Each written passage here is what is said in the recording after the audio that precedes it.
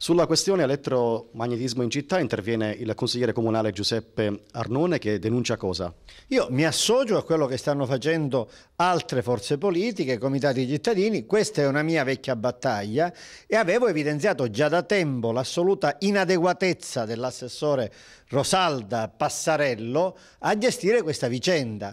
Abbiamo avuto un'autentica presa in giro, ad esempio, sul fatto più emblematico, quello di Via Minerva. La Passarello da anni ci dice che sta per spostare le antenne in un nuovo sito, allontanandole dalle scuole. Di fatto, come tutti vediamo, non solo le antenne non vengono allontanate e sono lì, ma proliferano con la realizzazione di ulteriori antenne nel territorio. Io vorrei che Zambuto pensasse per un momento al randagismo dilagante, all'abusivismo commerciale dilagante, ai problemi dell'inquinamento atmosferico a Monserrato e possibilmente cambiasse la giunta per questi ultimi mesi, mettendo qualche persona che in effetti, come dire, utilizza positivamente l'indennità di carica che percepisce. Sulle condizioni del centro di accoglienza di Lampedusa viene un'interrogazione di Angelo Capodicasa e il suo commento.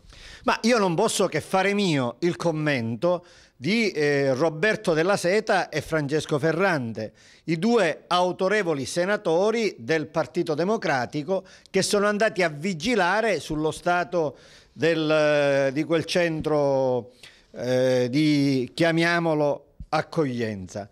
E voglio leggere ciò che dicono Della Seta e Ferrante. Le condizioni in cui centinaia di migranti sono stati tenuti nei mesi prigionieri all'interno del CIPSA di Lampedusa erano molto più simili a quelli di un lager che non a standard minimamente accettabili di accoglienza umanitaria. Continuano i due miei amici senatori. Per questo, a differenza dell'onorevole Capodicasa, non nutriamo alcun rimpianto per il fatto che oggi la struttura non è più utilizzata.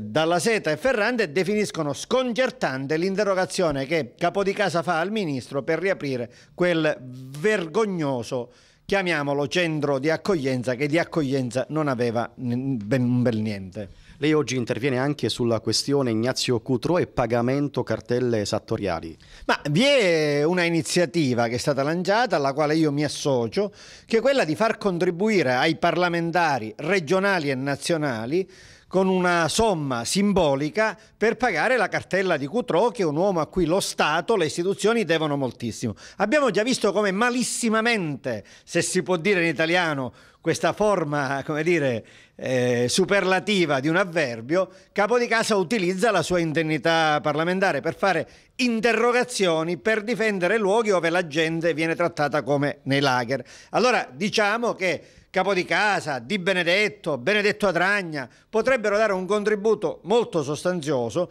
per pagare la cartella esattoriale di Cutro e quindi per una volta Capodicasa e Di Benedetto utilizzare bene l'indennità di carica che purtroppo il Parlamento fornisce loro per prestazioni certamente non a favore dei siciliani.